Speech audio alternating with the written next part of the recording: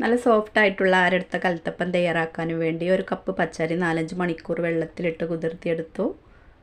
ഇനി ഇതൊരു മിക്സിയുടെ ജാറിലേക്ക് മാറ്റി കൊടുത്തു. ഇതിലേക്ക് 1/4 കപ്പ് തേങ്ങ ചിരവിയത്, 3 ടീസ്പൂൺ ചോറ്, 4 ഏലക്കായ, 1/2 ടീസ്പൂൺ നല്ല ജീരകം, 1/2 കപ്പ് വെള്ളം ഒഴിച്ച് കൊടുത്ത് നല്ലതുപോലെ ഒന്ന് അരച്ചെടുക്കുക. അരച്ചെടുത്ത മാവ് ഒരു ബൗളിലേക്ക് മാറ്റി കൊടുത്തു. 1/4 ടീസ്പൂൺ ഉപ്പ് ചേർത്ത് മിക്സ് ചെയ്തെടുത്തു.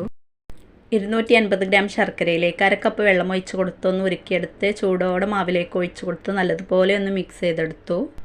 1/4 ടീസ്പൂൺ ബേക്കിംഗ് സോഡ ചേർത്ത് കൊടുത്ത് ഒന്ന് മിക്സ് ചെയ്തെടുത്തു. ചൂടായ കുക്കറിലേക്ക് 1 ടീസ്പൂൺ വെളിച്ചെണ്ണ, 1 ടീസ്പൂൺ നെയ്യ്, 1/4 കപ്പ് തേങ്ങാക്കൊത്ത്, 1/4 കപ്പ് ചെറിയുള്ളി എന്നിവ കട്ട് ചെയ്തത് ചേർത്ത് കൊടുത്ത് ഒന്ന് ഫ്രൈ ചെയ്തെടുത്തു.